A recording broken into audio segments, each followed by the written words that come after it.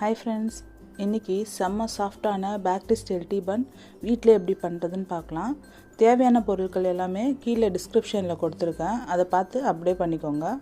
Same measurement எடுத்து பண்ணுங்கள், பர்ஃபெக்டாக வரும். எப்படி வந்ததுன்னு கமெண்ட்டில் எனக்கு கண்டிப்பாக சொல்லுங்கள்.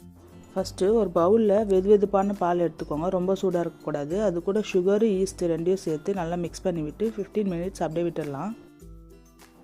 15 மினிட்ஸ்க்கு அப்புறம் மைதா மாவு, உப்பு ரெண்டையும் சேர்த்து நல்லா மிக்ஸ் பண்ணி விட்டுட்டு நம்ம ரெடி பண்ணி வச்சுருந்த ஈஸ்ட் பாலை ஊற்றி கூடவே பட்டரும் சேர்த்து நல்லா பிசைஞ்சுக்கலாம். மாவு நல்லா சாஃப்டாக வர வரைக்கும் பிசைஞ்சு எடுத்துக்கலாம். நல்லா பிசைஞ்சதுக்கப்புறம் இப்போ இதை ஒரு பவுலில் வச்சு காட்டன் துணியில் மூடி 1 ஹவர் ஊற வச்சிடலாம்.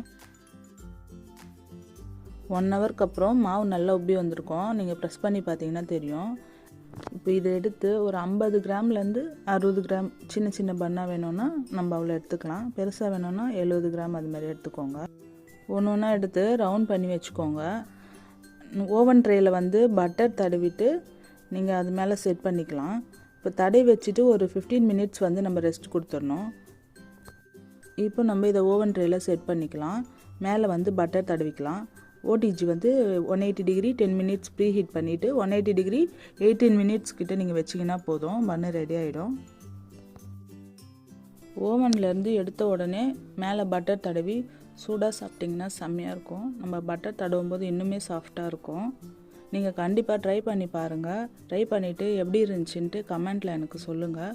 உங்களுக்கு இந்த சாக்லேட் ரோல் பன் ரெசிபி வேணும்னா மறக்காமல் கமெண்ட் பண்ணுங்கள்.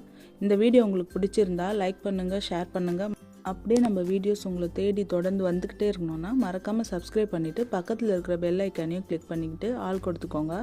அப்போ தான் நான் போடுற எல்லா வீடியோவும் உங்களுக்கு உடனே நோட்டிஃபிகேஷனில் வரும். அடுத்த ரெசிபியில் பார்க்கலாம். பாய்.